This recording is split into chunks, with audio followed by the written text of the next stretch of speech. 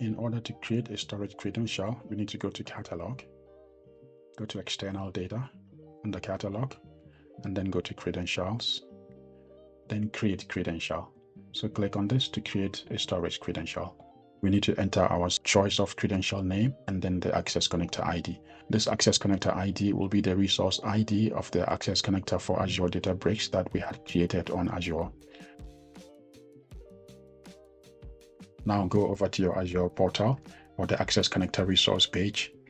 Click on Go to Resource. This is the Access Connector. We are on the resource page of our Big Data External Access Connector, the Access Connector for Azure Databricks.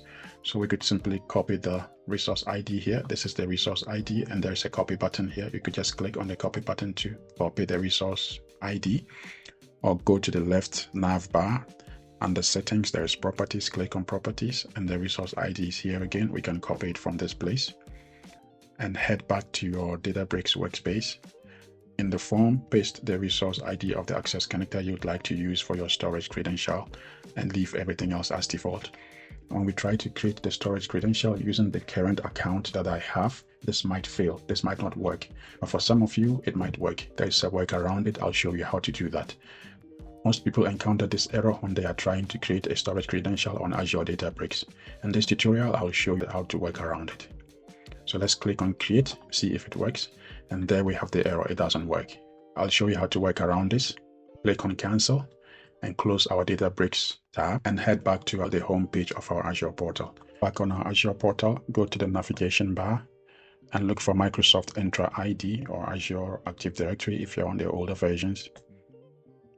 Go to Manage, Users, and then you'll see the admin account that we used to create our Azure portal. What we are going to do is to create a new admin user and then assign the user the global administrator privileges and then make the user the owner of our resource group.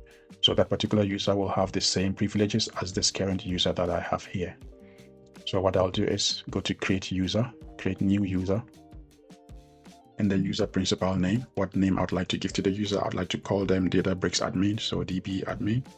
And then the display name, I'd like to call them Databricks Admin. This password, if you like, you can use the auto-generated password, or you could also just enter your own password. But please do note that you will be required to change this password the first time you try to log in.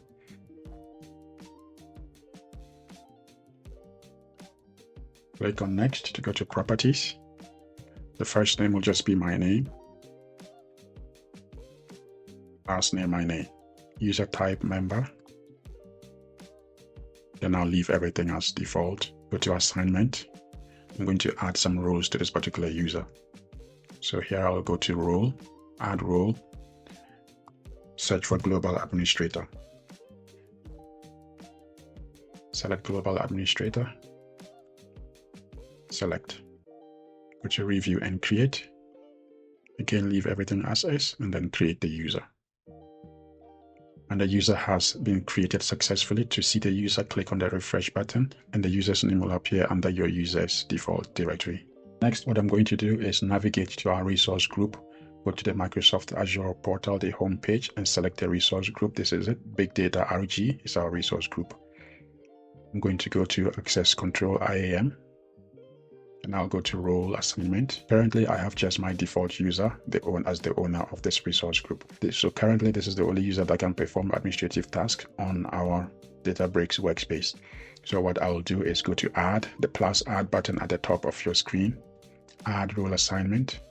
And here what you're going to do is to add a privileged administrator role. So click on Privileged Administrator Role and then select Owner. We're going to add a new owner to this resource group. This is the resource group under Control.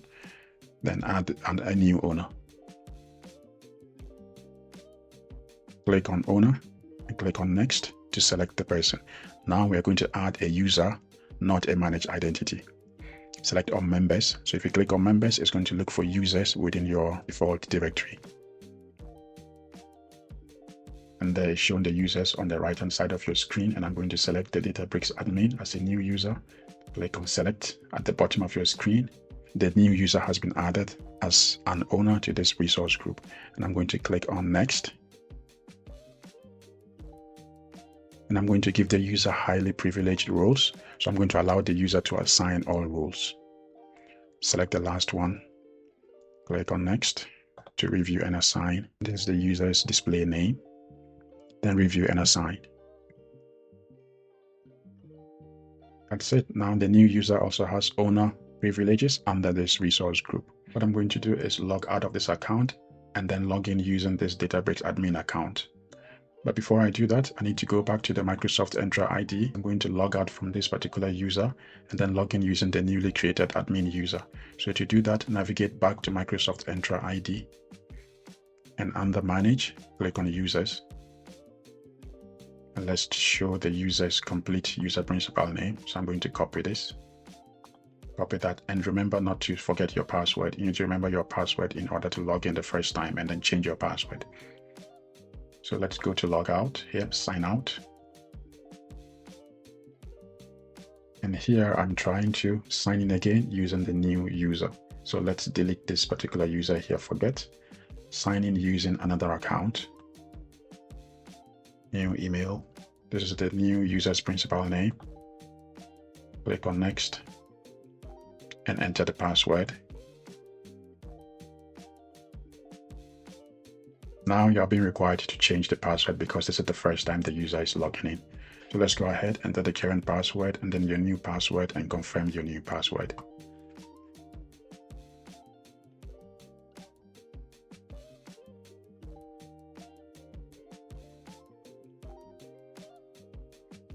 You are being required to set up your multi-factor authentication. This is a requirement for all new accounts that you create on Azure.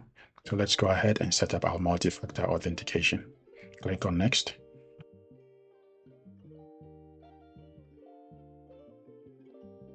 Our multi-factor authentication process is complete and we are now logged in using the Databricks admin user.